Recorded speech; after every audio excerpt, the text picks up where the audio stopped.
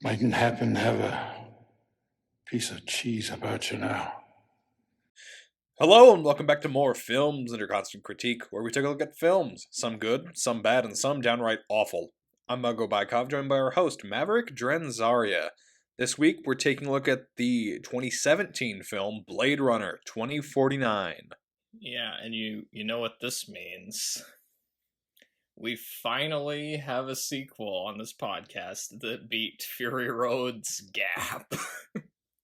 Oh, yeah, that's a good point. Fury Road came out 30 years after Beyond Thunderdome, and this came out 35 years after Blade Runner. Because it came out on October 6th, 2017.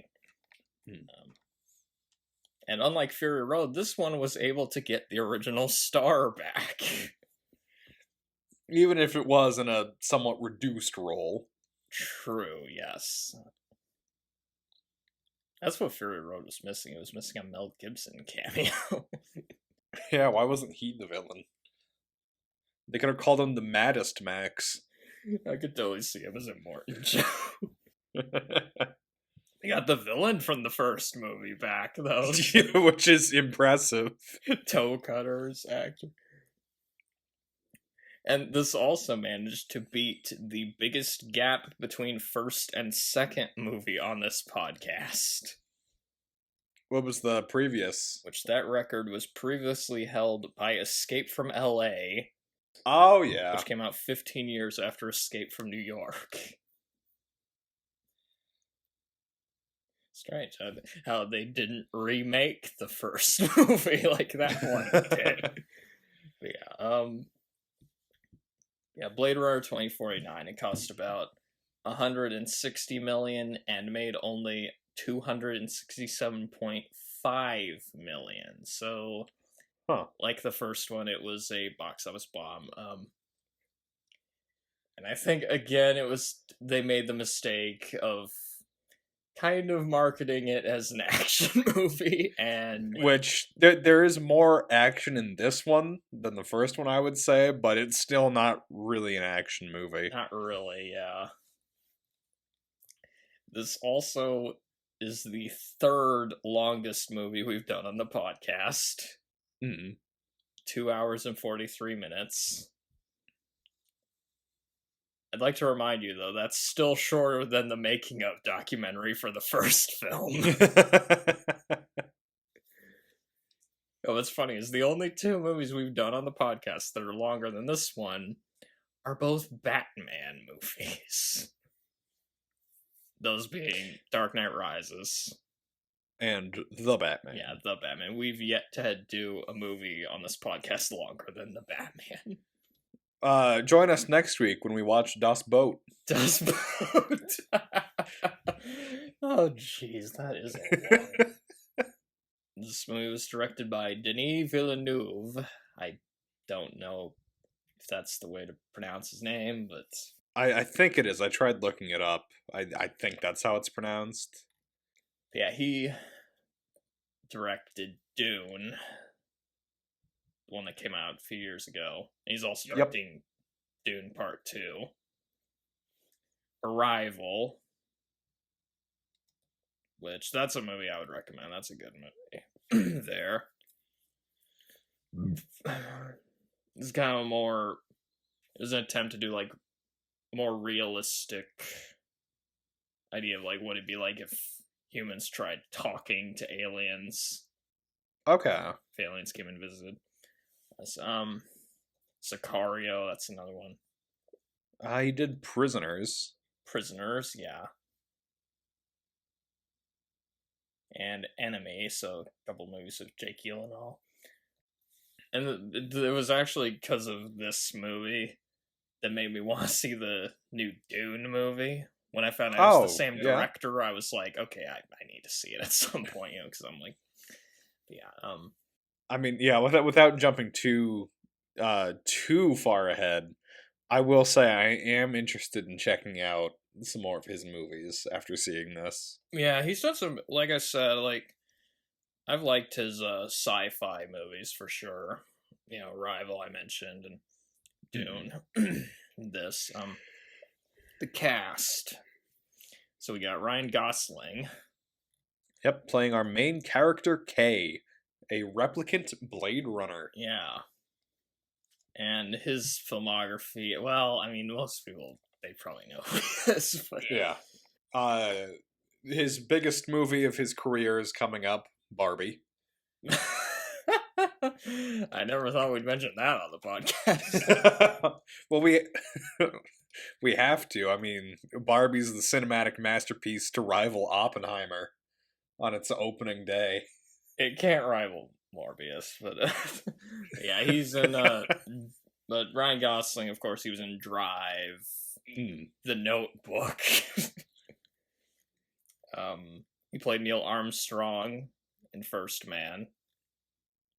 He was in La La Land, which, as we remember, won Best Picture.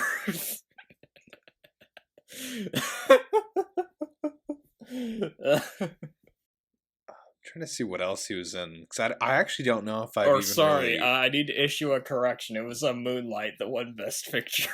And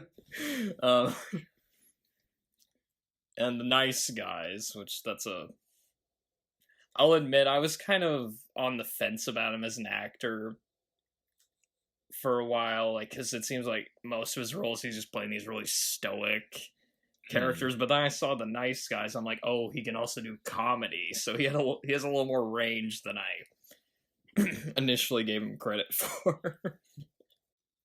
And of course, Harrison Ford is in this movie. Yep. Welcome back. Yep, and because of this movie, he is now tied with Anthony Daniels as the actor who's been in the most movies on this podcast. We gotta bump him. We gotta find at least one other movie. We'll do Dial of Destiny at some point. Oh, that's true. I was gonna say we do Thunderbolts as our first MCU movie. Thunderbolts. Oh, I was like, that hasn't come out yet, though. Oh wow, that's a whole year we gotta wait. Let's see. Well, Ana de Armas, she's in this. Yep. As Joy, a holographic AI girlfriend. Yep. That's the casting role we all want, right?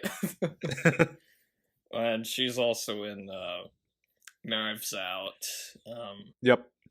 No Time to Die, which actually, when I saw No Time to Die in the theater, I remember watching it, and I really liked her performance in it, so I was like, what else is she in? I looked up her filmography, and I did not realize she was the same person from Knives Out and this movie.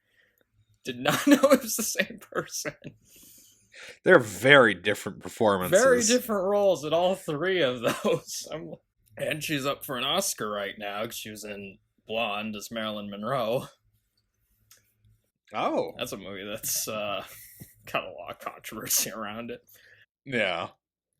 Robin Wright. Two most famous roles are Princess Buttercup from The Princess Bride and Jenny from Forrest Gump. And now she's in this as a... She's basically the superior to Kay. Well, we'll be talking about that more anyway. Oh, of course, we have Dr. Michael Morbius. Yeah, no, I didn't know he was in this movie, so I was watching, and then he shows up, and I'm like, is that Jared Leto? Yes, it is. Paul Allen himself. Yeah, Paul Allen, who, of course, had the classic line, Patrick, it's you, you're the American Psycho. We don't really need to talk about who Jared Leto is. I mean, do we? Probably not. But I mean, he played Morbius. I mean, he was in the best movie ever made. So. Another cast member back from the first film, Edward James Olmos. Yep. Very briefly, he comes back as Gaff. Still making origami. Yes. David Dastmalchian. And he is technically a returning cast member because he was in The Dark Knight. Really?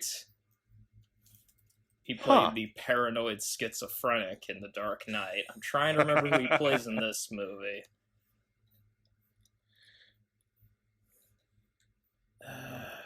So Coco. he plays... He played yep. Coco. Okay.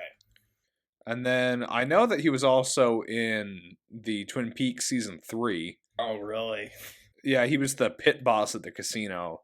I think he only had like 1 or 2 lines, but that's where I recognize him from. And now you recognize him from this. Wrong, I recognize him also from Ant-Man now. Oh, he was in Ant-Man? Okay. Yeah, he was one of the ex-cons. It's been a while since I've seen Ant-Man, to be fair. He was in the Angry Video Game Nerd movie. Oh man, it's taken us this long to mention that movie on the podcast. And what a strange connection, too. Yeah. They also used the Tarkin method to recreate Sean Young's character Rachel. Yes. Basically CGI'd her face onto someone else. And of course, most importantly, we also have cameos by Elvis Presley, Marilyn Monroe, and Frank Sinatra. Yes. Also in a brief role, we've got Dave Bautista. That's right, yes, Dave Bautista's also in this, yep. Drax himself. Yep. Another one of those wrestlers turned actors. Dwayne "The Rock" Johnson needed to be in this movie as well. Which reminds me, when are we going to do the Scorpion King on this podcast? No, I'm kidding. That movie sucks. We're not doing it. The music was done by Benjamin Wallfish and a returning composer. Is it Hans Zimmer? Yes. Let's go. How did you know? Is it because he does everything? I think he's like second now. Behind John Williams, I'm guessing. Yep.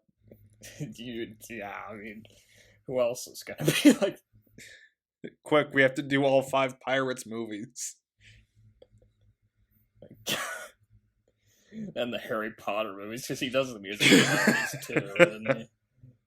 And basically the score, they tried to recreate the feel of the first movie, having it be this ominous electronic score. Yeah, I'd say this one's even more sort of oppressive than the first movie. It's a moodier score than the first, yeah. It's a good score. I think it fits the movie. It does. It fits it very well. It sounds like Blade Runner without being a direct copy of the score from the first film. And the soundtrack, just kind of like the movie itself, is... I don't know the correct word to describe it, but you feel a little bummed out afterwards. Speaking of which, initial thoughts. Do you want to go first? I'll let you go first. I actually saw this movie in the theater when it came out. Ooh. Yeah. Because I really liked the first one, and so, of course, I found out they're making another one. I'm like, okay, it's the same director of Arrival, and that was a good movie, so this might be interesting, and I went to see it. And that was definitely the best way to see this movie, if not just for the visual and sound experience. And at some point, I would like to see the first one in the theater, obviously. Yeah. And for me, this movie does what a sequel should do, where it does a good job recapturing the look and feel of the first movie without being a carbon copy of it. You know, it has its own story to tell, and it expands the world in a way that makes sense. Yeah. You know, like you can tell it was made by people who really respected the original movie and wanted to do it justice. I think the cast is pretty solid. The directing's good. It's a really good movie overall. It's not quite as good as the original, but that's like almost an impossible task, to be fair. But I think it's a pretty damn good film. I think it deserves more praise. it's far better than you would expect, considering the track record sequels tend to have, especially recently. So, for me, I went in almost expecting a sequel in the way that Top Gun Maverick was a sequel. Where it's pretty good, but I was expecting it to be a bit more of a copy of the original, if I'm being honest. So I was very, very pleasantly surprised when it went its own direction. It was doing its own thing. It was telling its own story within this world that's still connected to the first movie in quite a few ways. Yes, because they bring back a few characters and yeah. As we said before, I really like the score to this, even if it is a bit of a downer. The whole movie is like really dour. I mean, yes. just I think it's absolutely beautiful. Although that being said, I think I still like the design of the world overall more in the original movie. I would agree with that. Yeah, but I still absolutely love how this movie looks. And there's especially certain areas, like we'll probably talk about later, like Wallace's palace mansion thing. I love how all of that looks and stuff. Yeah. And at the risk of committing heresy, I think I actually like this movie overall more than I like the first one. Really? Okay. Huh. Yeah. I mean, usually I would accuse you of heresy. Like, if you had said Escape from LA was better than Escape from New York, I would have fucking killed you probably. But like with this one, I can understand that actually, because I think it's the thing is they're two very different movies. They are, yeah, in some ways, but also like they feel like companion pieces to each other. I think I do give the edge to the first one. I think I just like the vibe and aesthetic of it more. And it has a better villain. It has a better villain, I think. And yeah, I will say, for me, it is very close as to which one I like more. But I do think good. that... But yes. Like the thing with Blade Runner, the original, for me, that's like a near perfect movie. With this one, I do have just a few little problems here that I will say I think the length was a bit excessive, like it didn't need to be. I'm fine with it being over 2 hours, but like 2 hours and 43 minutes I think was a little bit excessive, which I wouldn't complain about that usually, but I just don't think the story needed that. At least for this movie. But again, that's overall though, I really like the movie, so and yeah, I do think it's better than Top Gun Maverick, I will agree. No, like Top Gun Maverick, it was okay. I thought it was okay, but it was a fun one to see in the theaters, definitely. I will agree. I feel like Top Gun Maverick, it kind of just felt sort of been there, done that. Yeah. The plot was like not very innovative, but it was cool seeing it's basically the first. It was basically the first movie again, but less people died. Yeah, true. The stakes didn't feel as high. I will say I'm a little surprised with this one that they didn't go the route of making it a buddy cop movie with with Ryan Gosling and Harrison Ford. Okay, I'll be real. Like whenever I saw like the posters for it at first, that's what I thought it was going to be. Because Harrison Ford is so prominently featured in all the promotional material because he's Harrison Ford. Yeah, exactly. And he's in here for like, what, 15, 20 minutes? He does have more screen time than Mark Hamill did in Force Awakens, to be fair. Fair.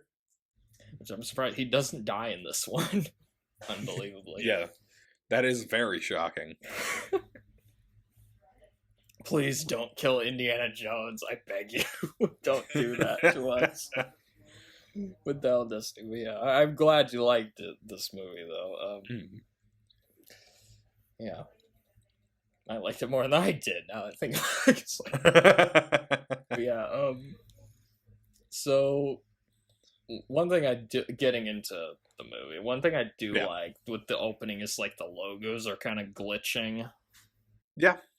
That was an interesting touch. And they bring back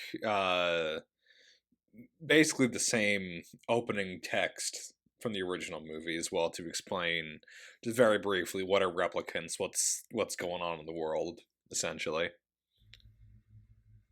Oh, that's what you had? Okay. Mine, it started off with this narration.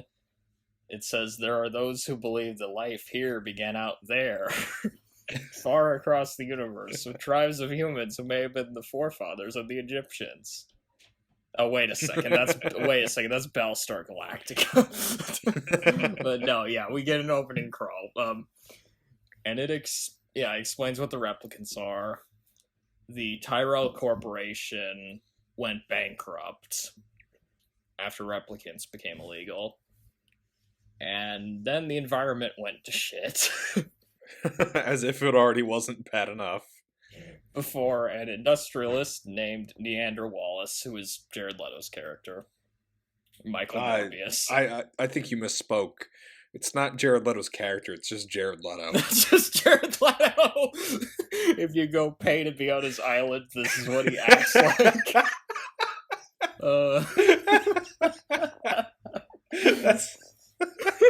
That's just what he is. Oh my god. So so the environment went to shit, and then an industrialist named Neander Wallace, Jared Leto, he came in and created synthetic farming. Basically saved everybody from starvation. And he bought the remains of the Tyrell Corporation and created a new line of replicants. Which are supposed to be more obedient than the older versions. Yeah. And older replicant models, they're still being hunted down, including the Nexus 8s, which those are replicants with open-ended lifespans, which that expands things a bit. Like, oh, replicants can live longer now than they used to. And of course, who did they hire to retire the replicants? Another replicant. Oh, Blade Runners. They hired Blade Runners to retire them. A Blade Runner replicant. But yes, they are Blade Runner replicants. And speaking of which, okay, so the main plot of this one is basically about a Blade Runner replicant named K, or Joe, as he's called later in the movie. And he's played by Ryan Gosling. He kills a replicant. Played by Dave Bautista. Yeah, played by Dave Bautista, yeah. And then he finds evidence that a replicant gave birth to a child. Which raises a lot of questions. Yes, it does. And not wanting to upset the established order, they send Kay to find and kill the child. It sounds more simple than it is. Because rewatching this, I was like watching it thinking, this is a little more complicated than you would think, but yeah. And so really there's sort of two main kind of focuses that the movie has. So there's the focus on that main plot of him trying to find the child, which eventually develops into him trying to find Deckard and stumbling upon other replicants. But there's also a pretty significant portion of the film dedicated to Kay's personal life, with his like AI holographic girlfriend, and sort of the intense loneliness that he spends presumably his entire life in. People are so lonely in the future that they have to like make holograms for them to... Oh god, that's so depressing. That's one of the reasons why this movie is such a downer, is because you spend a lot of time with Kay and you kind of realize that he hates his life and he hates just about everything that he's doing. And even though he has this holographic girlfriend that he's like basically trying to use to support him, it's not really working. He looks like he's on the verge of tears, like for at least half the movie. It's just very depressing, but the way that it's all sort of shown and portrayed, it can be very relatable as I well. mean, Which, you look at the first movie though, and like how Deckard lives. He's also really yeah, lonely. And it's yeah, kind of. I just realized it's kind of similar, where he falls in love with a replicant, and then like Kay, he's like in love with a hologram. Although then again, he's also a replicant. So. mm, And one thing I realized, so recently I was rewatching No Country for Old Men, yeah. and while watching that, I was thinking to myself, the way this is shot sort of reminds me of Blade Runner 2049, and Really? it turns out it has the same cinematographer, Oh, Roger Deakins. huh. And he also did the cinematographer for Skyfall. He's Oh, okay. usually he's considered like one of the best cinematographers working today, and I actually think this movie, Blade Runner 2049, I think this might be his best work, because there are some amazing camera shots in this. Yes. Like of just the city, and also just the shots of like Kay like walking through the desert. Yes. It makes it feel like just this huge landscape, just this huge world. Yes, and especially I mentioned earlier Wallace's, I guess, sort of factory place. How all that shots and how all that looks is just absolutely gorgeous to look at. It's got sort of that yellow orangish tone, but you also see like waves or reflections of water along the whole thing.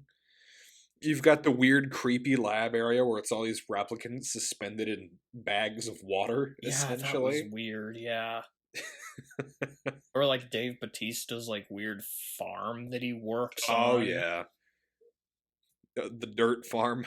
Like protein, he's like farming protein, I think.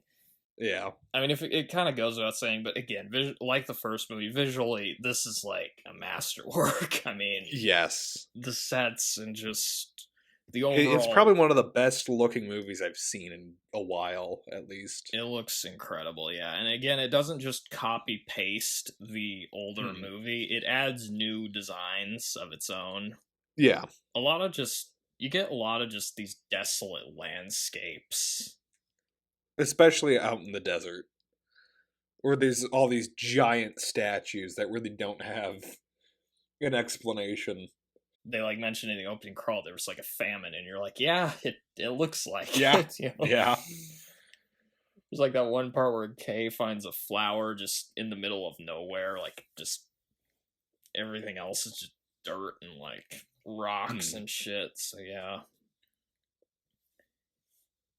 The city looks about the same as in the first one. A little bit more updated, though. There's like more hologram billboards and overall, it honestly just looks a bit cleaner than it did in the first one. Which it still looks dirty, though.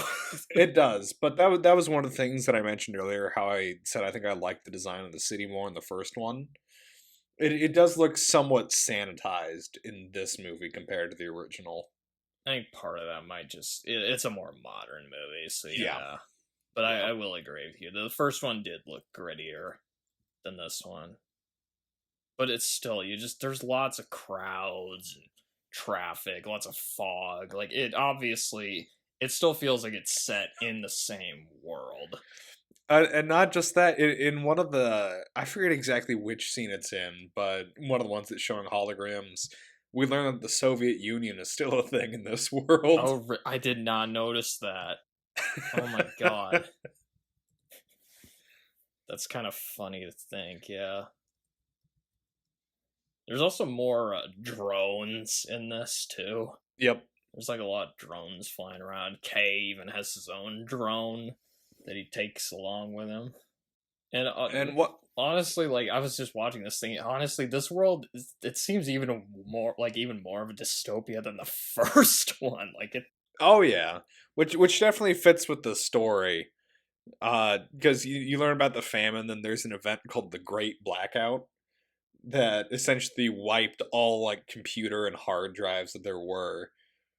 And so, and one character even mentions that it destroyed their banking information. So, it really sounds like it kind of collapsed the world for a while, which is sort of why it feels a bit more dystopian. And probably the worst thing about this hellscape, Sony still exists in this universe. There's like a fucking like Sony billboard or something. Yeah. I thought that was funny when I saw it. And I do like how a lot of the technology still sort of has that old look to it. Yeah, it does, yeah. Kind of analog, yeah. Yeah. And we also, another thing, it's not really like a huge, like, it's like just kind of mentioned a few times in passing, but like, also like in the first movie, animals are really rare. Yep.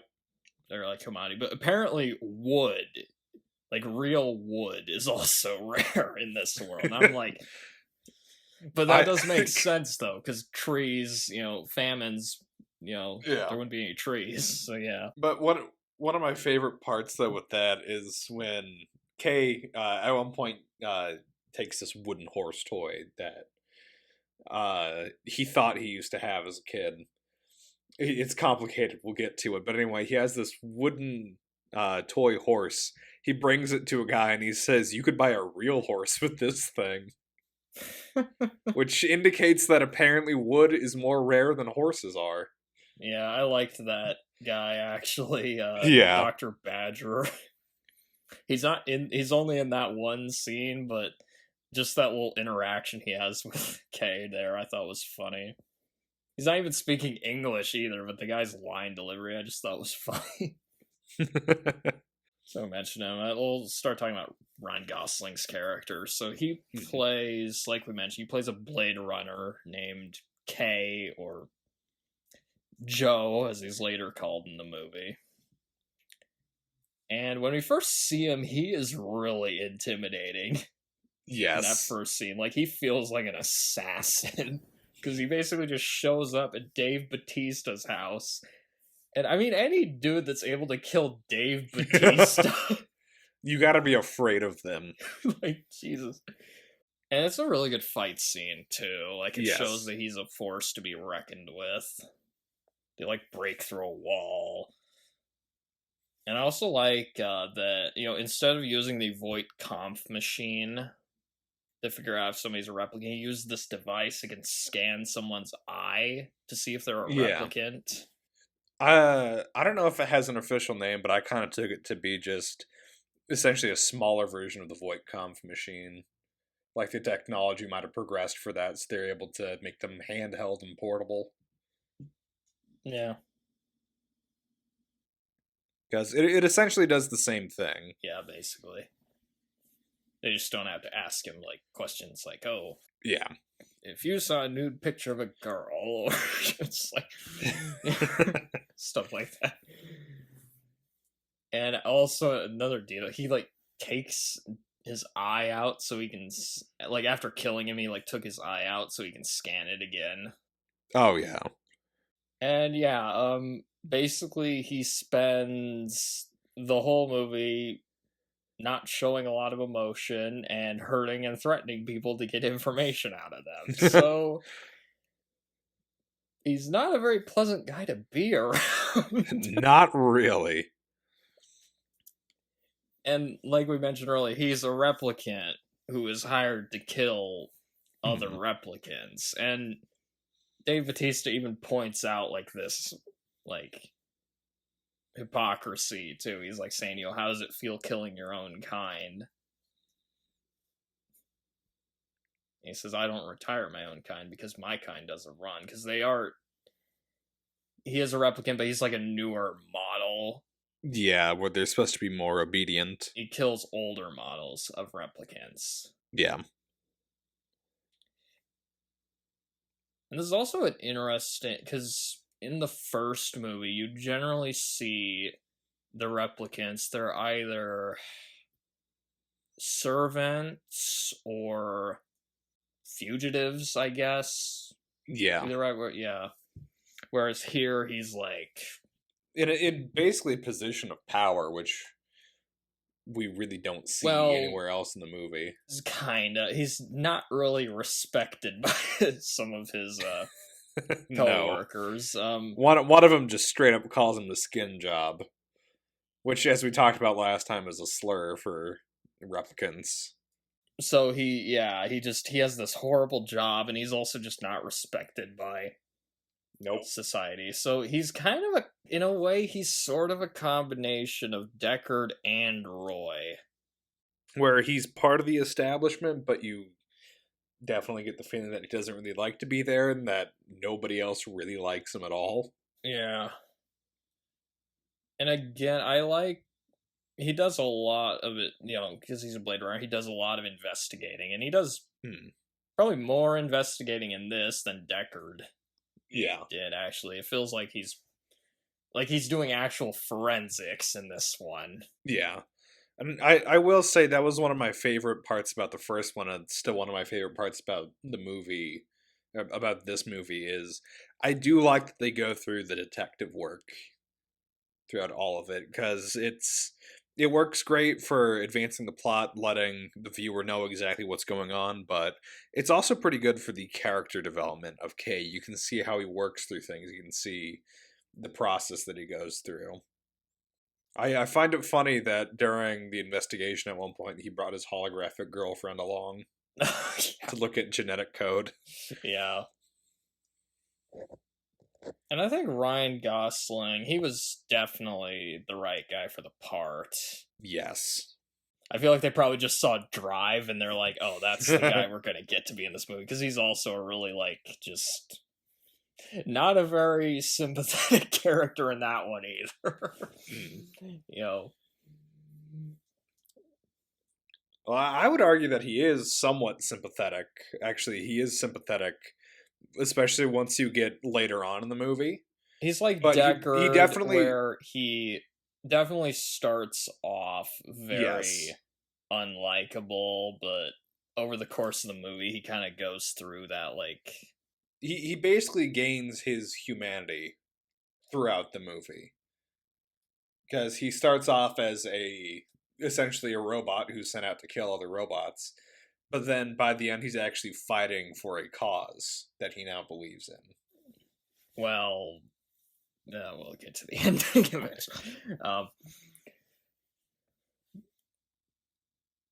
And yeah, so the bones that they're investigating, they were from a replicant, and somehow the replicant got pregnant and had a C-section. Now, how? I don't know. But I mean, that's a really intriguing plot, right? It is. And they didn't really reveal that in any of the promotional stuff. And his character arc, come to think of it, his character arc is kind of the opposite of Deckard. A little bit, where Deckard, you think he's a human at first, but then over the course of the movie, you start thinking, oh wait, maybe he's a replicant. Whereas with Kay, you start off knowing that he's a replicant. Then over the course of the movie, you're like, there's a few parts where you're like, wait a second, maybe he's actually human. I'll admit, I got to the end of the movie and I'm like, wait a second, was he a replicant or was he a human? I'm not entirely sure now. Because it's kind of left vague if he is or not. Yeah, so Dave Bautista, he's only in the movie for one scene. Yeah, which is unfortunate, but he plays a replicant named Sappermore, and he basically just gets killed by Kay. And one thing I like about this opening, I like that it's just showing a replicant trying to live a normal life in a normal house. And then the establishment comes along to screw it all up. Yeah. The poor guy, he's just trying to, farm his protein out in the middle of nowhere. By his dead tree. Yes, dead tree. And one thing I thought was kind of funny, he says he's been there since 2020. Oh, yeah. Whenever that year is mentioned, I mean, it's did this movie know? I'm trying to remember what world-changing event happened in 2020. Impossible to tell. Was there a famine in 2020? I can't remember. Harrison Ford, he, of course, came back as Deckard, and he shows up way later in the movie than you would expect. Yes. Like, probably the last third of the movie. Yeah. Definitely past the halfway point. And so, basically how they ended up getting there is Kay's investigating the replicant that gave birth, finds out that it was Rachel from the first movie, and goes to seek out Deckard, who ran away with Rachel. And one thing that's interesting, this movie does not give a definitive answer to whether Deckard is a replicant or not. And I would say there's actually more evidence in this movie that would suggest that he is a replicant. And I think probably a pretty good example of that is Deckard's fairly intense response to being found by Kay. He's almost acting like how we see Dave Bautista or a few of the other replicants in this movie and the previous one when they get caught by a Blade Runner. Another thing you have to remember is this dude ran away. He's basically, oh yeah, at the end of the first movie. Yeah, so. He's a fugitive essentially. That's a good point. But he didn't kill his wife.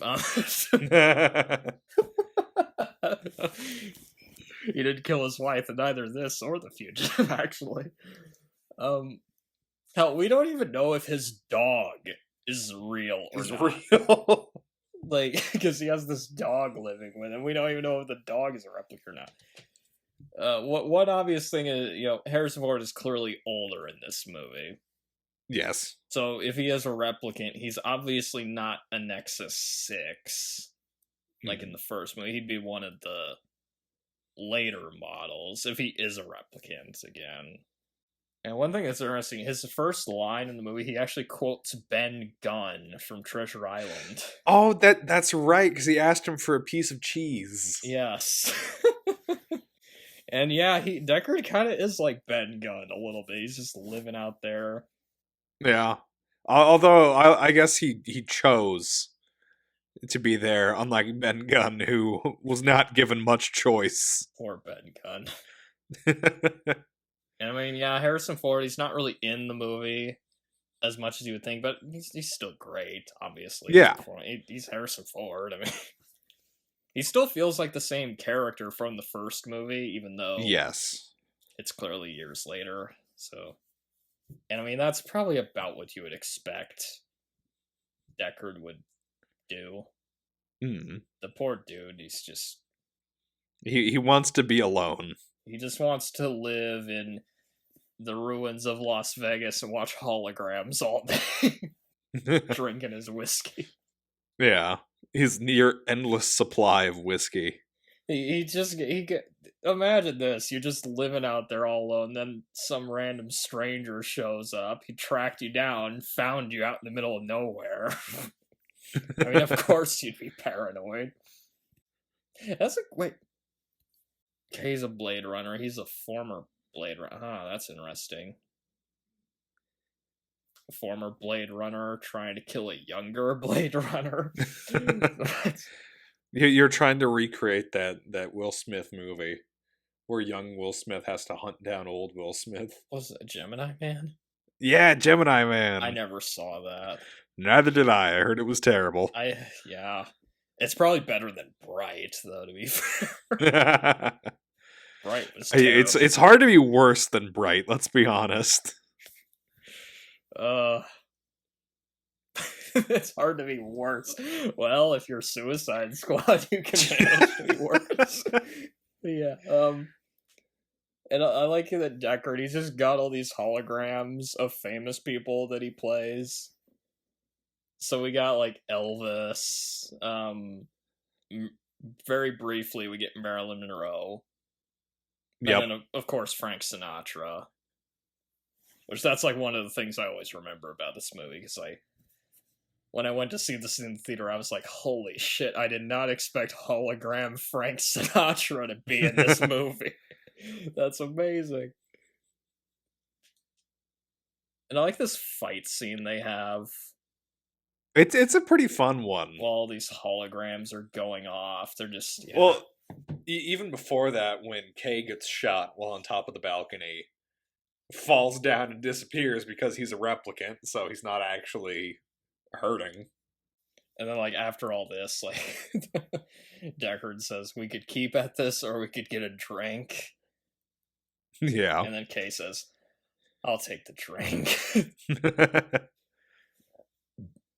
But yeah, he's just been living out in Las Vegas all alone with his dog, drinking whiskey. And obviously Rachel died. And I guess Deckard was just trying to drink the pain away out in Las Vegas. And yeah, he, like, didn't want them to find the kid, so he scrambled the records. Wait a minute. A kid from unknown parents being hidden. And the movie stars Harrison Ford. Where have I heard this before? It must have been some obscure movie he was in, because I cannot remember which movie that was. Anyway.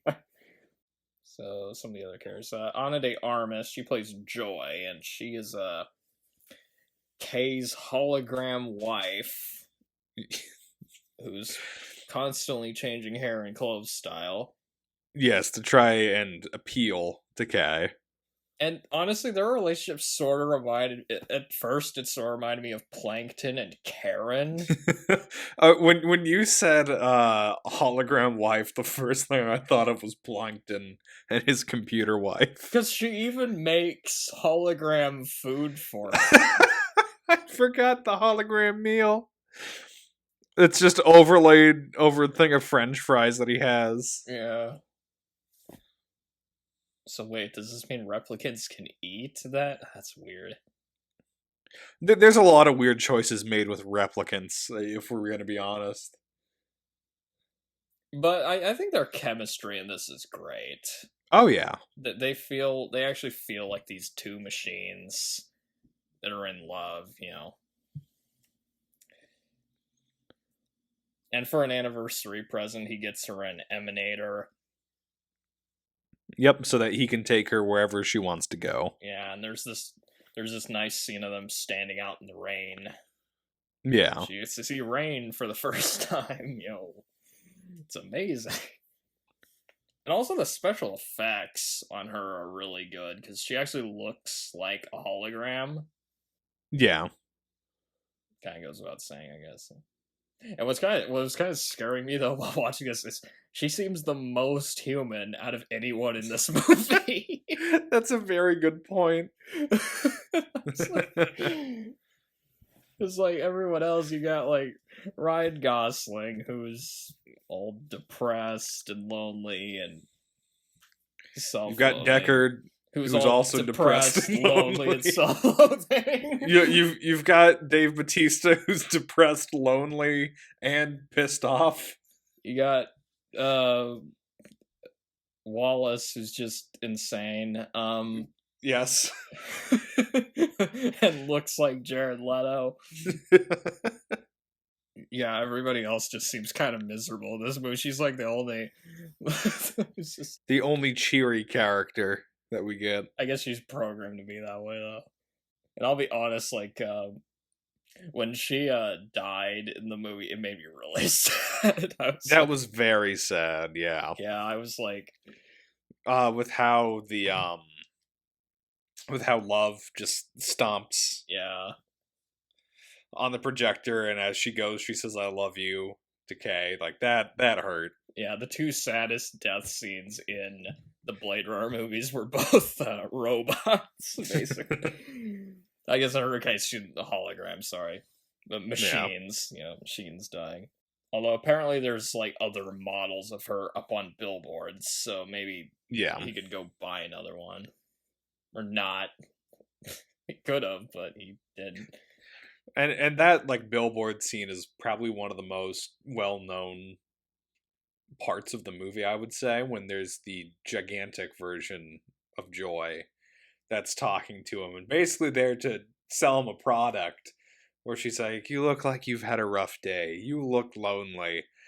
And that scene was really sad. it's so depressing. Because he just said the Because worst day of his Because life. Kay looks so defeated, just done with it all. Like it's honestly a really sad scene in the context of the movie. It is, yeah. Like, out of context, it seems kind of weird. Weird.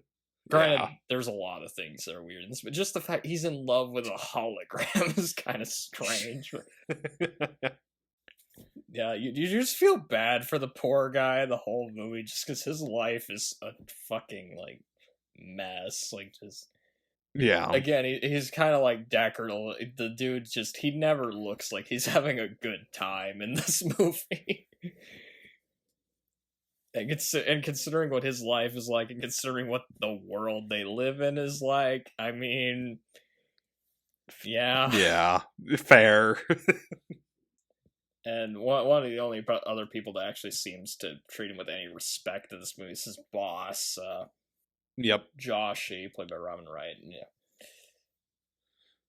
She does yell at him some, though, but to be fair, it's whenever he screws up. Yeah. I mean, Plus, it's a very high-stress job, so it's somewhat understandable. Like, she is a bit stern, but she is more likable than Bryant was in the first movie. Yes. So it seems like she's also a very important person within the police department. Because she's the one that's sending Kay on all these high-profile cases, such as hunting down the child, because if word got out that a replicant had a kid, that's going to cause some issues. Yeah, it might cause a war, basically. Yeah. And she wants Kay to erase all the evidence, and yeah, despite the terrible job, she actually seems to respect Kay, you know, like, yep. At one point he mentions, like, he's never had to retire anything with a soul before, and she says he's gotten along fine without one, so... And she's willing to help him if he helps her, you know, she just wants the job done, basically, you know. As long as he gets the job done, that's all that matters to her. And one scene that was interesting, she's talking to him and asking him about his memories. Oh, yeah. She, like, asks him to tell her one of his memories. Because apparently she didn't see many replicants as a kid, so she's kind of curious about him. And that's when we learn that his memories are implanted. Yeah, and he's hesitant to tell her because he knows his memories aren't real. Yeah. So he's a replicant and he knows he's a replicant. Or does he? As we find out later. Yeah. But yeah. And he basically tells the story. He's like, about how he was running around in a factory because some boys tried to steal his wooden horse. And he hides it. They beat him up. And he refuses to tell him where it is, which... This made me realize, like, in this movie, there really aren't any replicants in this movie who don't know that they're replicants. Yes, it seems like every time there is a replicant, they know that they are one. Which is definitely very different from the first one, because Deckard is debatably a replicant, you know, depending on who you ask. And Rachel, she doesn't know she's a replicant at first, and then she finds out. I would say it's probably a better decision for them to outright tell them you're a replicant, just to avoid the sort of existential dread that comes along with not knowing if you are one or not. True, yeah. Because I have a feeling that would probably mitigate some of the rebellion issues they have if you were just upfront and said, hey, look, you're a slave robot. I'm sorry, it sucks, but that's just the hand you got dealt. Especially since they're supposed to be more obedient, so... Yes. And he also, another thing is he didn't tell her the date that was carved on the horse was the same one he found carved on the tree, so he's not as obedient as we think he is. And there's also that weird baseline test that they do. Yeah, which... Cells I'm still not interlinked, you know, that thing. Yeah, I'm still not entirely sure what I guess it's a sort of calibration test just to make sure that he's still obedient, that he's not about to rebel, but it's a strange scene. To make sure he's not too emotionally distraught, I guess. But yeah. Yeah. Because, like, when they do the second test on him, they, like, find out he's basically, like, just, you know, he didn't... The experience has took its toll on him, basically. Which, you know, in my opinion, if you want to make sure that your robots aren't going to rebel and that your robots aren't going to become emotionally distraught, maybe don't give your robots emotions. Because, I mean, if you don't give them emotions, they're not going to care when they're slave labor. Making them emotionless would also make them better assassins, too. Yes. I mean, just look at the Terminator. You know, and speaking of emotionless, one of the villains is Love, played by Sylvia Hoeks. And she's a replicant that works for Neander Wallace at this building that has a lot of data archives in it. Yes. And she's very much...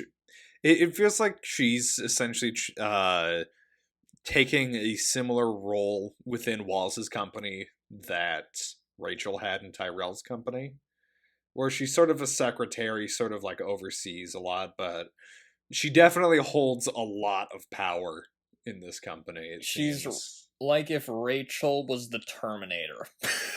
Yes.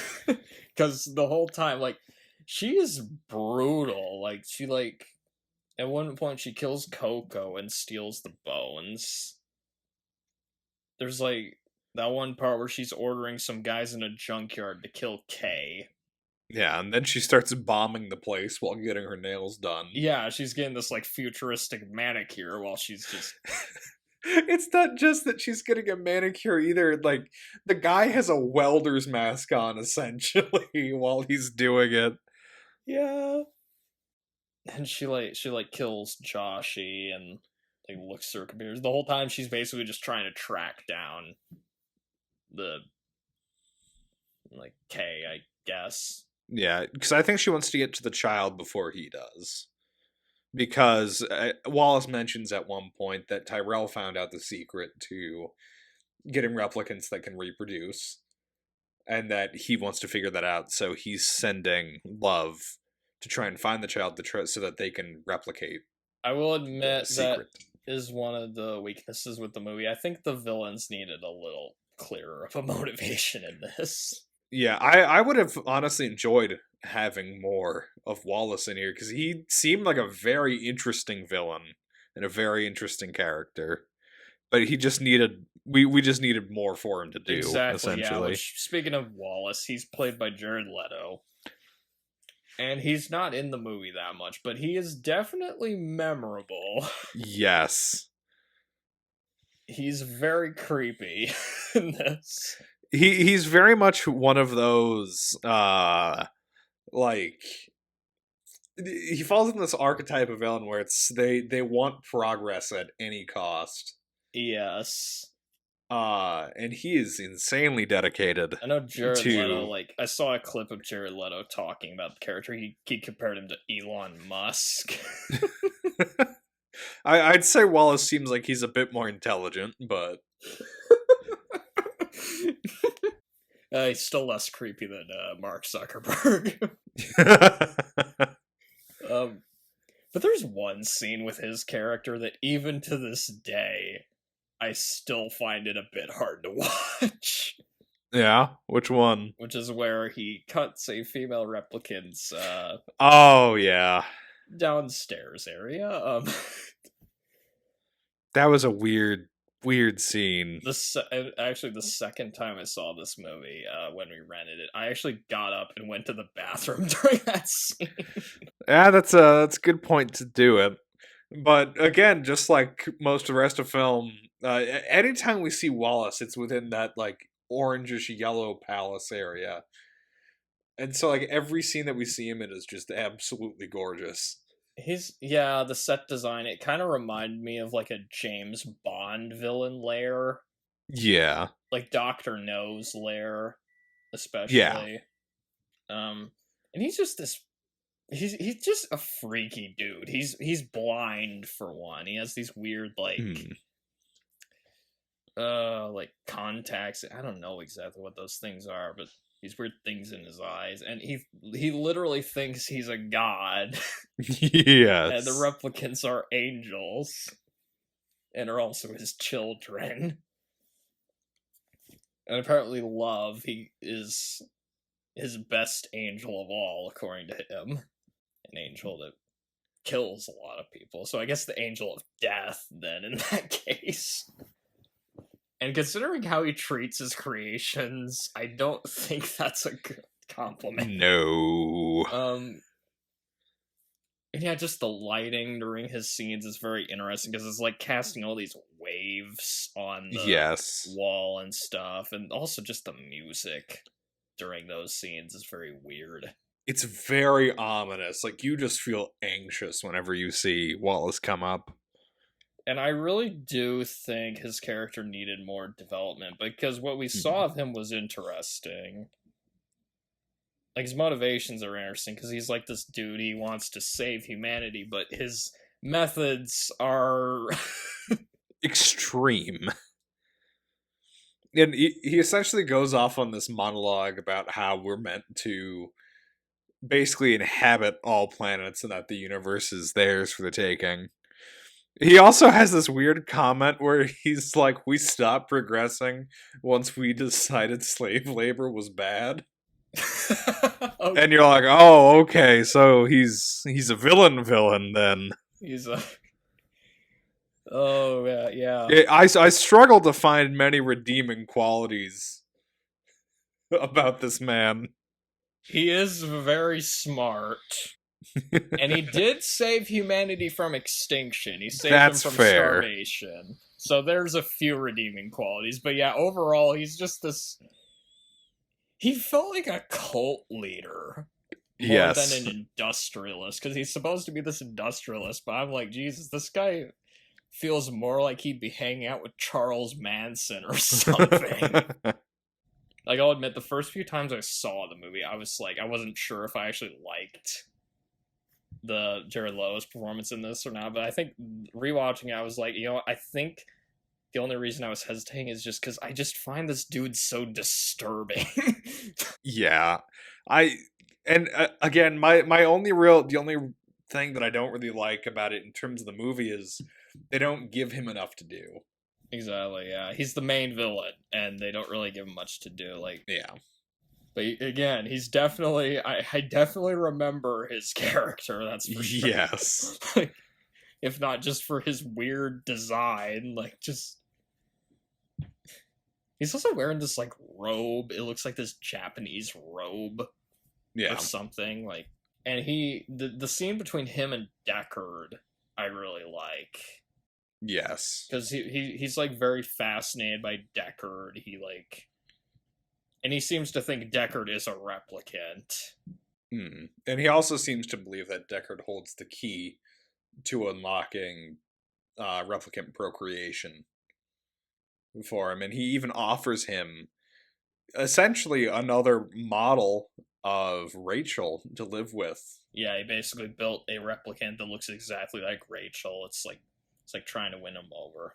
And that's a pretty upsetting scene, too. It is, yeah. Because Harrison Ford honestly does a great job in this movie. I'm so glad that he didn't pull a Star Wars sequel trilogy with this movie. And decide to just die or something. Yeah. But also, he didn't half-ass his performance in this one. You can tell that he put in some effort into this. I mean, in Force Awakens, it seemed like he was putting effort in, but yeah, like in but not Rise of Skywalker. Nobody. He showed up to collect the check. I don't think anybody was putting effort into Rise of Skywalker except for Ian McDiarmid and Adam Driver. Like, I don't think anybody was really trying in that movie. But yeah, you can tell that he's really upset by this, very conflicted and very tore up, and he rejects it when he says Rachel had green eyes.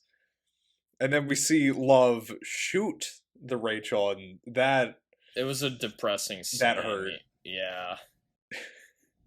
And there's also another scene where you're, like, not sure if Deckard is a replicant or not, because, like, Wallace, he seems to think so, but, like, Deckard, like, again, we don't get, like, a clear answer here at all. And Deckard, he has this line, he says, I know what's real. it's a good line, doesn't reveal much, though. We're not, you know. Oh, Gaff, he appears again. Very briefly. He looks like Colonel Sanders. And basically he's there because Kay is interviewing him about Deckard. And Deckard's just... He says Deckard wanted to be left alone. Makes a little origami sheep. It's a short scene, but, you know, it's nice seeing Gaff again. One of the weird things about this movie, there's this one character named Mariette, played by Mackenzie Davis, and she's basically this prostitute. Oh, yeah. Well, or is she disguising herself as a prostitute? So, I'm pretty sure she is a prostitute. But she's also, like, working for the replicant, like, freedom group, basically. Yeah. And so she has a brief meeting with Kay early on in the movie. Yeah, that was a weird conversation. Yeah, she's like, what, you don't like real girls? But also, and then later... she's apparently never seen a tree before, and she tries flirting with... He tries flirting with her about a dead tree? And yeah, this conversation doesn't really go anywhere.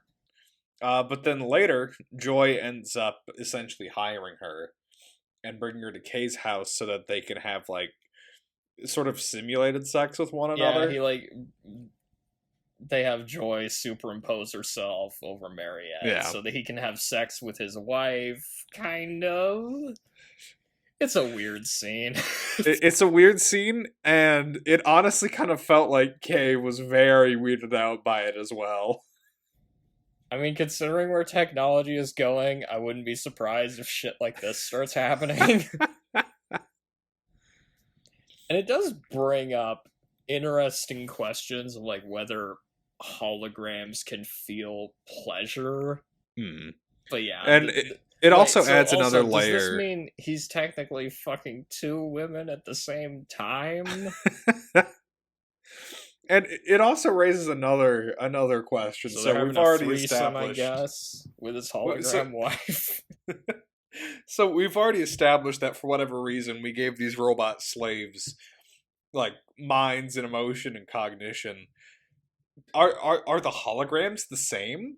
Like, does each individual hologram have its own set of emotions, its own sort of wants and desires, or is it actually just like an AI, just like something meant to appeal to the specific person who bought it, and then you could just swap them out for any other hologram, really? Like, it raises a lot of interesting questions about this world. Interesting questions that are not answered. No. And, like, it doesn't seem like any of them are really happy about this whole experience. No. Especially, Mariette. Yeah, because she basically gets kicked out immediately once it's done. She, like, leaves. She even insults Joy on her way out. Yeah. And then we don't see her again until later when Kay gets captured by the replicant freedom fighters, basically. These, like, replicants, they want to free the replicants, like, from slavery, because they're, like, oppressed, basically, in this world. Which, that's something I guess we sort of got hints of that in the first movie with Roy and Pris, but we didn't really see, like, any huge groups of replicants that were trying there was really only the gang of 3 people. The Underground Railroad of replicants, basically. And basically, the leader of the Freedom Fighters, she wants Kay to kill Deckard because they're afraid that he'll lead them to Wallace. So he's like, great, now I've got to kill 2 people. It's like, And by that point in the movie, Kay comes across a pretty substantial revelation. yeah, he finds out Deckard hid a daughter rather than a son. Yes. And that's also where he finds out who Deckard's daughter is, and we'll talk about her. Real quick, I don't think we've mentioned the setup to that fully either. Yeah, that's another thing, is Kay starts thinking he might be the son of Rachel and Deckard. Because he part of his memories that at first he thinks are implanted involve this orphanage with the wooden horse, like we mentioned earlier.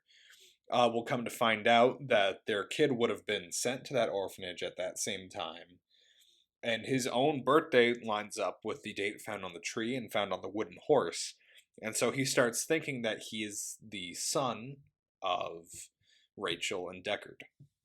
Yeah, and he starts realizing he might be and obviously this makes him think he's a human, so he Yeah. the only scene where he really shows much emotion in the movie is this scene where he just freaks out, he gets really mad. It's some really good acting from Ryan Gosling right there. Yeah. And also, just because the whole movie he's not really showing much emotion. Then the one scene where he's thinking he might be human, he is showing emotion. So Yeah. And it also makes him feel kind of special in a way, because that's kind of another layer that's added to his whole kind of arc and his sort of depressive life. Is you can tell that he doesn't think all that highly of himself. He basically spends his entire life either doing his job, which he doesn't really like, or inside of his apartment alone eating holographic meals prepared by his holographic girlfriend. But this is his one chance to essentially be something more than that. And another thing is his holographic girlfriend also thinks that he's human, and she even gives him a name. She starts calling him Joe, saying he deserves a real name. But yeah, that's again, it's kind of the opposite of what happened with Deckard, where Deckard starts thinking he might be a replicant, whereas Joe, I'm not sure what should I call him, K or anyway. I mean, we've been calling him K. Might as well keep calling him K. Yeah. He thinks, starts thinking he's a replicant. Then he realizes, no, wait, maybe I'm a human. Which, and again, that was an interesting dynamic. Another thing that's really interesting about this movie, we meet the person who makes memories to implant in the replicants, and her name's Dr. Anna Stelline, and she's basically in the holodeck from Star Trek The Next Generation. Basically, and she's there because she has a life-threatening condition, from what we know. Kay, he goes to her to get help with the case, and she seems really excited about it. She says that's the most interesting thing she's been offered in ages. I'm like, oh man, everybody's lonely in this movie. Everybody. Yeah. When you really think about it, nobody's happy in this movie except for a fucking hologram. God, is this a more dour movie than the first one? Because even the replicants, they seem to be having a lot of fun, even though their situation was shit. The dourness seeped down even into the replicants in this movie. And yeah, so she likes designing birthday parties the most, apparently. She basically just sits there the whole time just doing software sorcery, I guess. Photoshop, but with real tangible thing. It's hard to describe. Yeah. But essentially she's been locked in this place almost her entire life from the sounds of things, and so she creates all these fake memories using her imaginations to give to these replicants. And apparently using real memories is illegal. Yep. Which, that is interesting, because in the first movie they used some real memories for Rachel. Yep. So I guess that must have been a law that came into effect later. After. Yeah. There's an interesting line. She says memories aren't about details, they're about feelings. Mm-hmm. Which is kind of true. I mean, you can remember, like, when you think back to, like, parts of your life, you can remember how you felt there, but, like, specific details kind of blur a little bit. So. Yeah. And yeah, he's there. He basically just wants her to figure out if the memory is real or not. And that's where he finds out that his memories are real, and he freaks out, so... Which I guess that... Because he thinks he's a human, but then later we find out he's not, he's a replicant. Or... So if he is a replicant, that means he was designed illegally, then. Yes, because what's basically revealed at the end is they were trying to cover up the child that Rachel had with Deckard. Again, the plot to this is a little bit complicated. Yes. And so as part of the cover-up, they ended up sending her to an orphanage at one point, and then she's later sent to sort of this chamber that we see her in the movie. But they also create a male replicant that has her childhood memories, matches her genetic code almost identically, except he's male instead of female, and this turns out to be Kay. So he is sort of the son of Deckard. Yes. He's almost like I don't know what the right word is for it. I just had it. But surrogate son. All kind of surrogate, because he does have the memories of Deckard's actual kid, but he himself isn't really. He only existed to be a decoy, just so that it wouldn't be caught. And then Deckard, he just threw both his kids out into the world. He's like, you can figure it out on your own, I guess. So. Well, what he basically said for that was to protect them. But he was trying, yeah, exactly. Yeah, he couldn't really be close to him, or else it's sort of like in Rise of Skywalker. It's like Rise of Skywalker, kind of, except not stupid. And this eventually leads to the final... I guess it's an action scene. Yeah.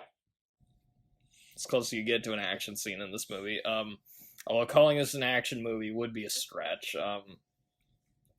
Basically, the flying car that Love captured Deckard in crashes and he almost drowns. And, like, when I saw this in the theater, I was actually wondering, like, if they were gonna kill off Deckard during this scene. Yeah. So, I mean, if they were, that's definitely where it would happen in the movie, But thankfully, Kay, he shows up, he gets in a fight with Love. There's this weird part where she kisses him and then says, "I'm the best one." Which, that's a good way to win over a guy whose girlfriend you just killed. By stomping on her projector. Exactly. And so he ends up drowning her in the water that they crash into, and then... I guess replicants can drown.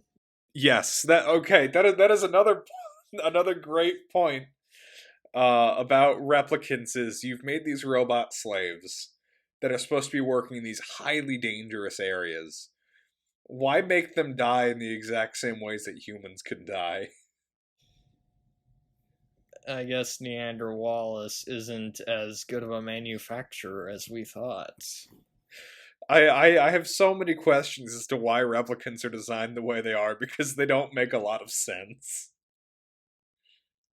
It's honestly only a step down from, like, Mega Man robots, where some asshole designed an air conditioner and gave it sentience and emotions. Like, you don't need to do that, guy. An air conditioner? Yeah, that's one of the bosses in one of the Mega Man games. Why would you need an air conditioner to have emotion? Because that's all of the robots in Mega Man. They were all... Hold on, give me a second. Although I guess even when you sentient. Even when you don't give them feelings, they still end up, like, killing people, fucking up like Hal in 2001. But this would mitigate the cost, is to not make your slaves sentient. That's an air conditioner. Wow. But yeah, so Deckard says you should. Kay rescues Deckard, and Deckard says, "You should have let me die out there."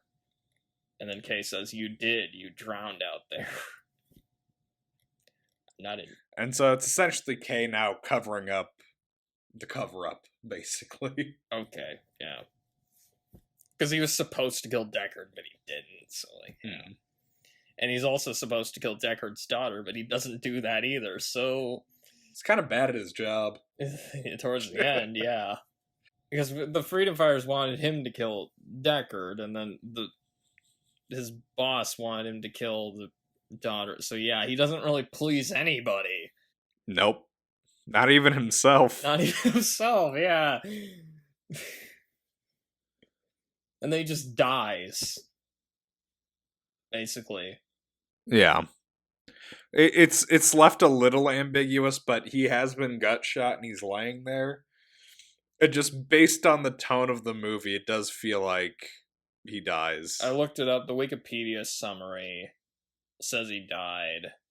And also the writer of the movie said that he dies at the end. So, I mean, I think it's kind of a...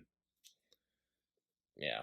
Although I'll admit, the first few times I saw it, that didn't really come across. I just thought he was resting. So, he's not dead, he's just resting. Well, if he's resting, I'll wake him up. And as he dies, Deckard gets to go inside the building and meet his actual daughter. Before we get to that, another thing, while he's dying, Tears in Rain, the music from Tears in Rain is playing. Oh, yeah. The music from the Tears in Rain scene plays, and yeah. Which, hearing that music in the theater blew my mind. I was not expecting that. Because and it makes sense, because he's a replicant, and he dies, so, and in the original movie, that's the music that plays when Roy dies, and he was a replicant, so.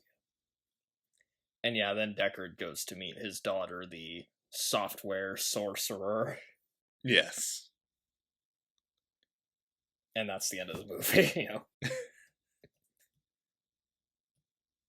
I kind of want to see more of what happens there. I want to see, like, what he said to her. I mean, because it does leave quite a bit open at the end. Because what we got there, it was a nice brief scene, but yeah, I kind of wish there'd been more.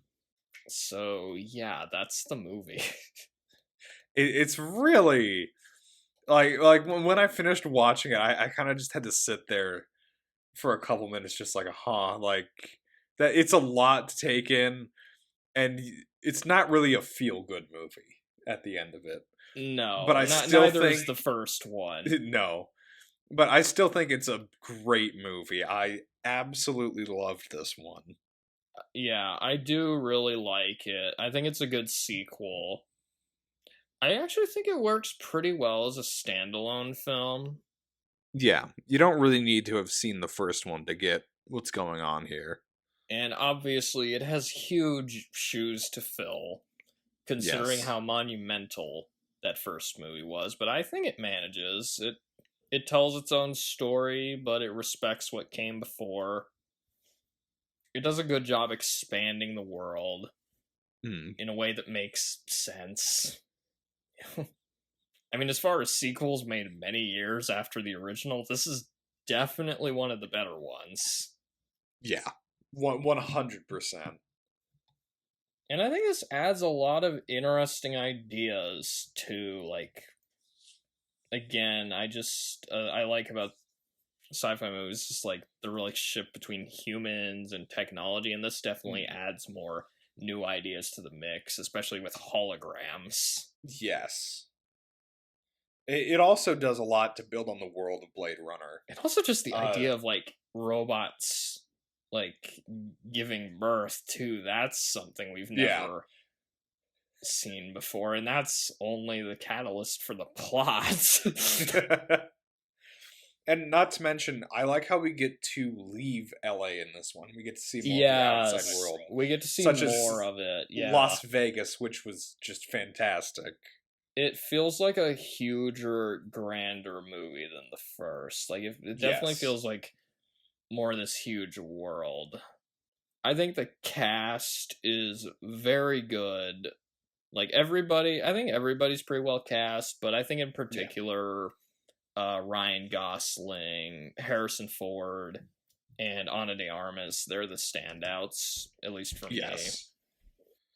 And I especially I think that Ryan Gosling was probably the best choice for Kay that they could have gotten. Like, he plays him just about perfectly, in my opinion. He is, yeah.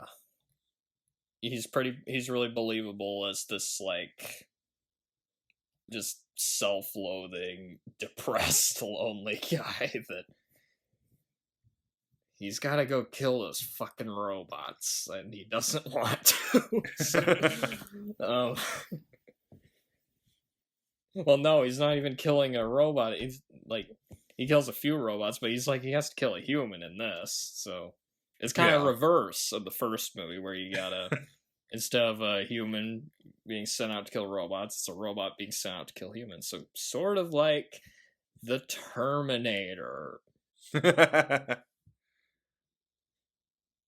We keep mentioning the Terminator during this, I've noticed.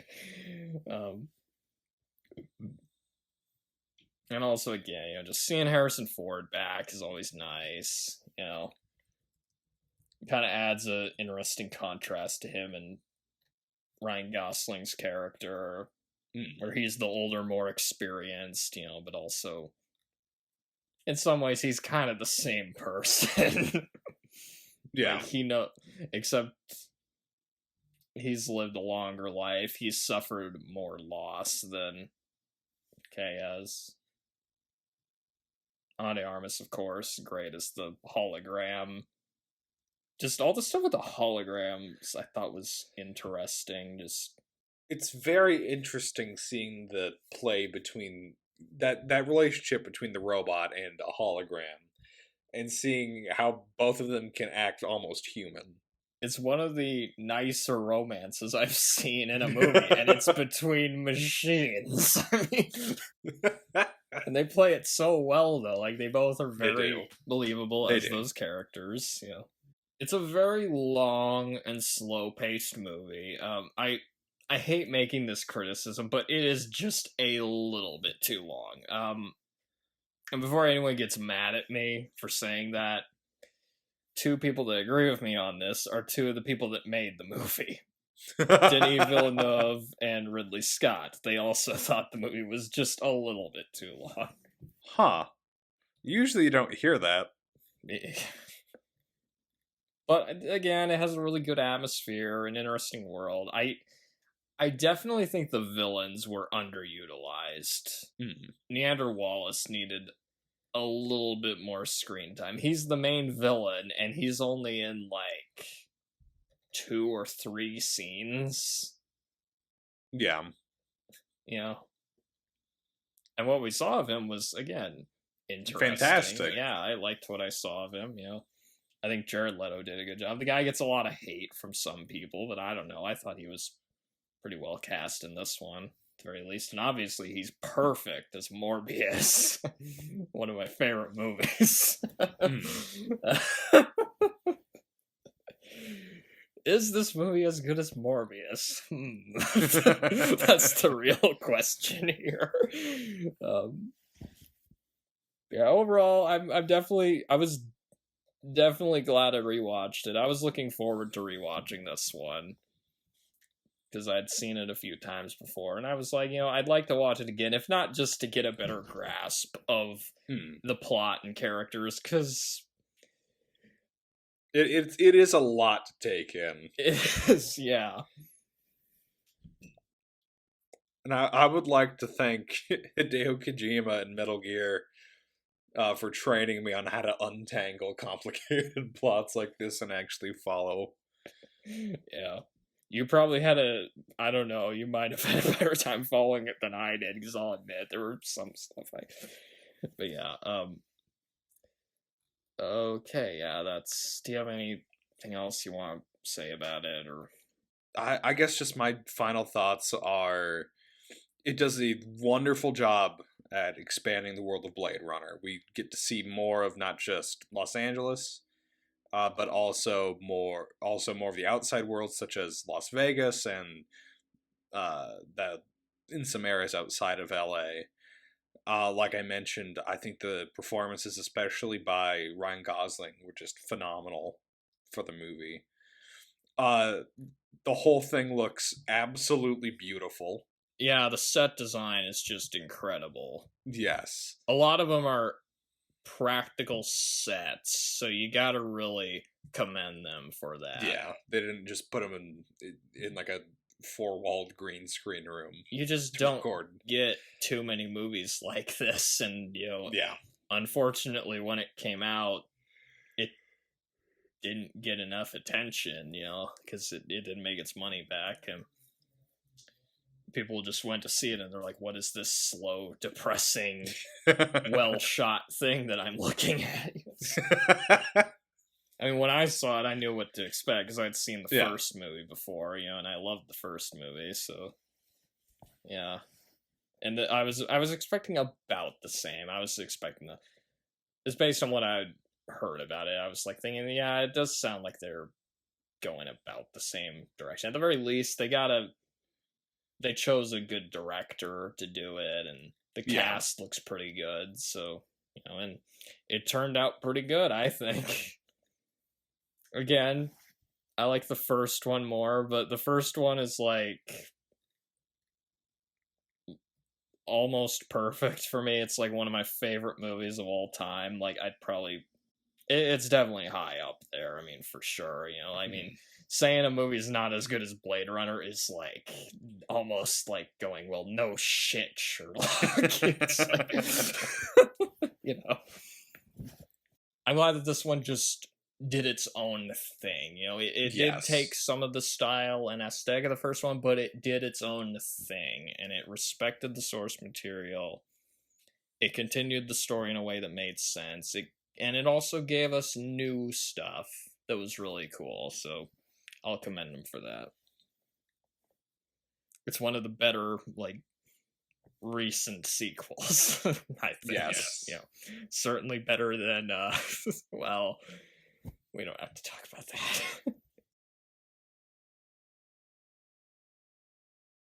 Trivia. I could not find a star rating for it, but once again, Leonard Maltin was not a fan of this movie. Bruh, why? He basically thought it was boring. So once again, he disappoints. And one thing that's interesting about this movie, I definitely wanted to talk about, there were several short films that were made, basically to give a little more background information about some of the characters and backstory for the movie. Okay.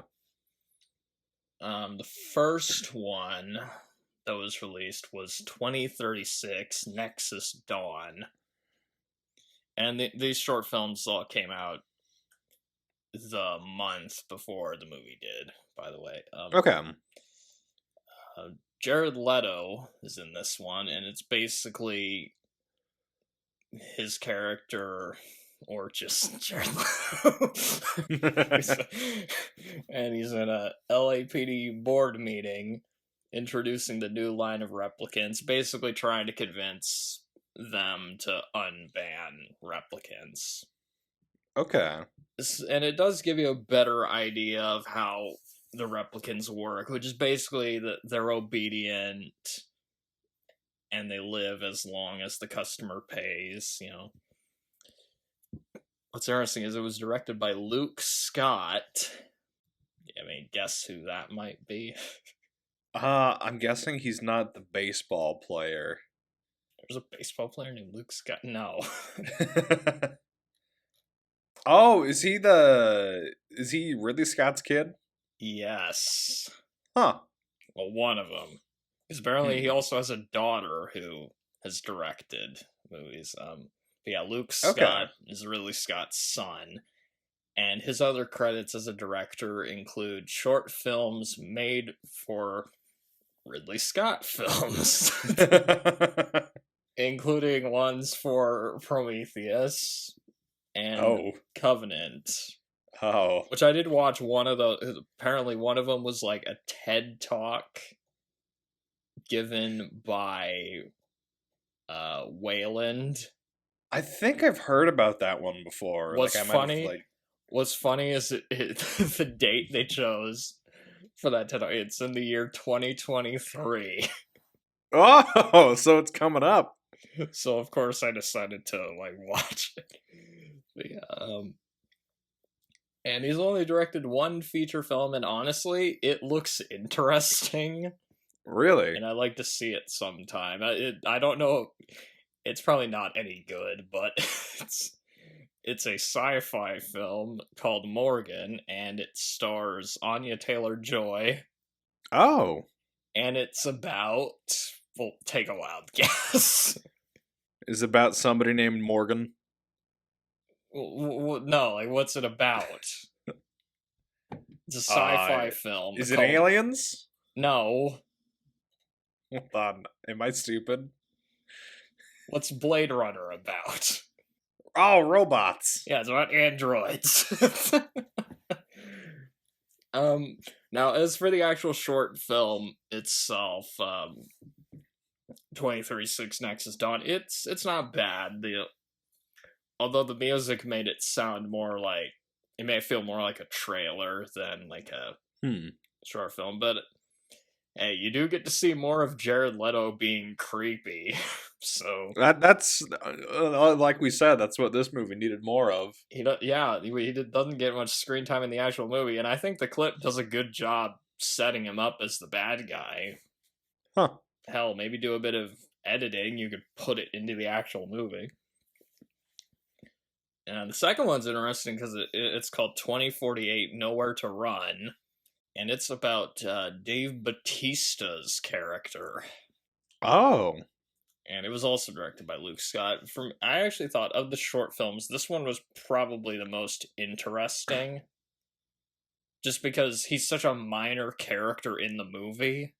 And just seeing more of him, getting a little bit more information about him is interesting. It does a good job humanizing Dave Bautista's character, seeing his struggles with life. I almost wish it was longer because it's only 5 minutes long. Oh, wow, that's really short. The third one was called Blackout 2022. Oh, so was it more on the Blackout event then that they mentioned? It kind of does, yeah, cover that. And it was an anime short film. Oh. The other two were live action. This one was an anime, and it was from the director of Cowboy Bebop. Oh, really? As well as a few of the segments from The Animatrix. Huh. And Blackout 2022, it's about how the Nexus 6 replicants, the models in the first one, they expired. So the Nexus 8 was created, the one with the longer lifespan. And basically it's about how there's these human supremacy movements start up. They used replicant registries to find and kill replicants, and it focuses on some of the replicants and how the blackout happened. It does a pretty good job of capturing the look of the first movie. Huh. And the setting looks almost exactly like what it did in the first one. Oh, and Edward James Olmos reprised his role as Gaff in this. Oh, really? That one sounds pretty interesting. I think they're all worth checking out. This one was more action-oriented than the movie, but it is interesting. When Ridley Scott saw the movie with Denis Villeneuve, after the movie was over, he turned to Villeneuve and said, "See, now you know that Deckard is a replicant." Villeneuve responded, "Okay, Ridley, it's your film. You can think whatever you want." He's really into that idea that Deckard's a replicant. Oh, you think so? I mean, he's the one that came up with it, so of course, yeah. Apparently, David Bowie was the original choice for Neander Wallace, Really? but he died before filming Hmm. began. Rest in peace. Apparently David Bowie was like a huge fan of Blade Runner. I could see that. I mean, the movie like fits his aesthetic, you know, like Yeah. Ziggy Stardust thing. And he actually quoted the Tears and Rain monologue in a note he sent to his half brother's funeral in the 80s. Really? Speaking of Neander Wallace, Jared Leto wore contact lenses that made it so he was blind the whole time he was on set. That's a whole new level of method acting right there. I've even seen like interviews with him where he's talking about how he didn't technically meet Harrison Ford. Like he met him, I guess, but he didn't actually get to see him so, the whole time. And he was apparently really excited to be cast because Blade Runner is one of his favorite movies. Hmm. I mean, Neander Wallace seems like that character just when he's playing him in the movie, like you kept saying, that's just Jared Leto. He's perfect for him. And their previous choice was David Bowie. They were like, let's see, we can't get David Bowie. Who's some other weird sci-fi themed rock star? Oh, Jared Leto. There we go. Denis Villeneuve also said that because his character looks inside Deckard's mind, he's the only character who knows if Deckard is a replicant or not. Huh. Which I guess he does seem convinced that Deckard is a replicant in the movie, but he could be messing with him for all we know. So, he's a pretty freaky dude, so... Villeneuve has expressed interest in doing a spin-off movie set in the Blade Runner universe, which... Okay. Soldier 2? Soldier 2! I am a little surprised, though, that this hasn't happened yet. I mean, that kind of just seems like... Yeah. Blade Runner seems like something that would, like, go, oh, yeah, spin-offs. Hell, 2049 kind of feels like one, a little bit. A TV series called Blade Runner 2099 is in the works. Ooh. With Ridley Scott as an executive producer. Okay. That means like most of the characters that are in this movie and the previous movie would be fucking dead by then, probably. Yeah. A few years after this movie, an anime series called Blade Runner Black Lotus came out. I think I heard about that one. It had 13 episodes. It takes place in the year 2032. Okay.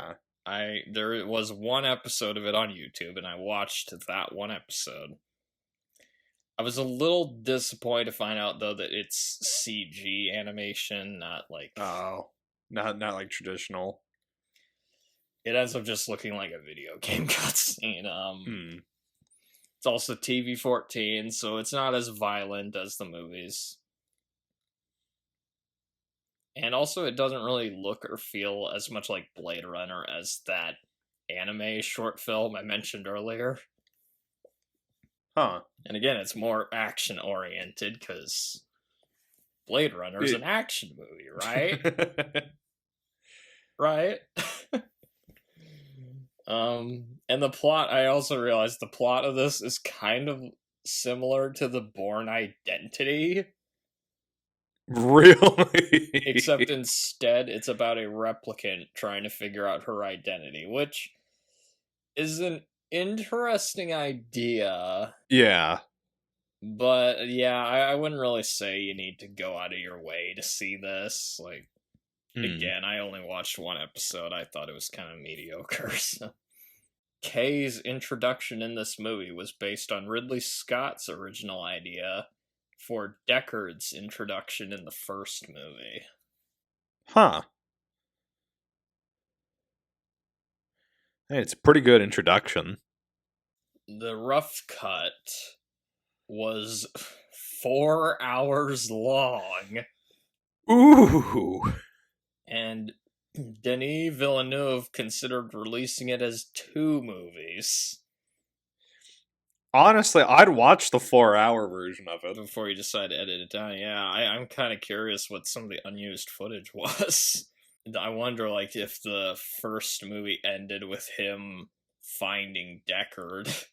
Like, that's the cliffhanger. Oh, yeah, that probably where, if it was put in 2, that'd definitely be where they end it. Sort of like with Force Awakens.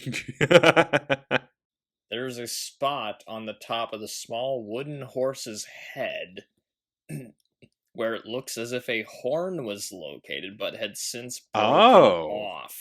Huh. This would mean that the horse was originally a unicorn, which is a clear reference to The final cut of the movie. Yeah, then the director's cut, the unicorn Yeah. sadism. I've got one. Ryan Gosling and Jared Leto don't share a scene. That's right, yeah. Huh. And they're like the main character and the main villain, they don't. Yeah. That is strange. And another thing, Jared Leto's character survives the movie. Yeah, he does. They kind of left it. They leave it very open ended because Deckard survives, and Wallace survives. So, Who knows? Maybe we'll get a Blade Runner 2050. Yeah, who knows? So, do you think that's all you have for that? Unless you want to go on another rant about the DC. I think I'm good. Jesus. So then, I guess next time we'll be covering the best movie in the Blade Runner trilogy. Yeah, Soldier. Hopefully it will be a little less depressing than I'm hoping it's got Kurt Russell and it was made in 1998. I feel like we need a little bit of I feel like we need something a little bit less depressing for the next movie. Yeah. You know, and after that we'll be doing From Dusk Till Dawn, which it's been a while since I've seen it, and that movie is a lot of things. I don't remember depressing being one of them. No. But yeah. I guess with that, roll the Andy Griffith. Roll the clip. Good night, you stupid idiot. Good night, you miserable slob.